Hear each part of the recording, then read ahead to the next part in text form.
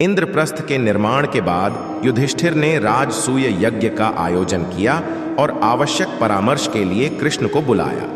कृष्ण इंद्रप्रस्थ आए और उन्होंने राजसूय यज्ञ के आयोजन का समर्थन किया, लेकिन उन्होंने युधिष्ठिर से कहा कि पहले अत्याचारी राजाओं और उनकी सत्ता को नष्ट किया जाए, तभी राजसूय यज्ञ का महत्व रहेगा और देश विदेश में प्रसिद्धि होगी।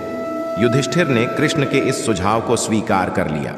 तब कृष्ण ने युधिष्ठिर को सबसे पहले जरासंध पर चढ़ाई करने की सलाह दी। इसके बाद भीम और अर्जुन के साथ कृष्ण मगध रवाना हुए और कुछ समय बाद मगध की राजधानी गिरिव्रज पहुंच गए।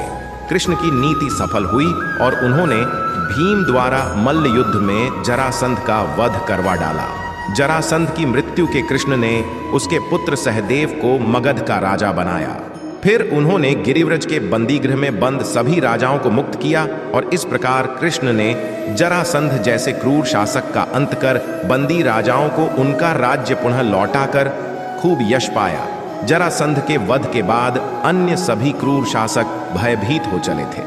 पांडवों ने सभी को झुकने पर विवश कर दिया और इस तरह इंद्रप्रस्थ का राज्य विस्तार हुआ। इसके बाद युधिष्ठिर ने राजसूय यज्ञ का आयोजन किया।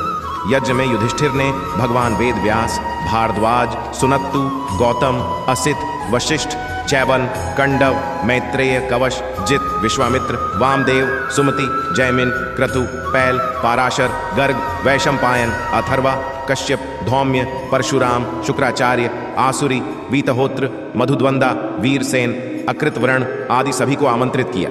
इसके अलावा सभी देशों के राजाधिराज को भी बुलाया गया। इसी यज्ञ में कृष्ण का शत्रु और जरासंध का मित्र शिशुपाल भी आया हुआ था, जो कृष्ण की पत्नी रुक्मिणी के भाई का मित्र था और जो रुक्मिणी से विवाह करना चाहता था। यह कृष्ण की दूसरी बुआ का पुत्र था, इस नाते यह कृष्ण का भाई भी था। अपनी बुआ को श्री कृष्ण ने उसके 100 अपराधों को क्षमा करने का वचन दिया था। इसी यज्ञ में कृष्ण का उसने 100वीं बार अपमान किया, जिसके चलते भरी यज्ञ सभा में कृष्ण ने उसका वध कर दिया। द्वारिका में रहकर कृष्ण ने धर्म, राजनीति, नीति आदि के कई पाठ पढ़ाए और धर्म कर्म का प्रचार किया, लेकिन वे कौरवों और पांडवों के बीच युद्ध को नहीं रोक पाए और अंततः महाभारत में वे अर्जुन के सारथी बने। उनके जीवन की ये सबसे बड़ी घटना थी। कृष्ण की महाभारत में भी बहुत भूमिका थी।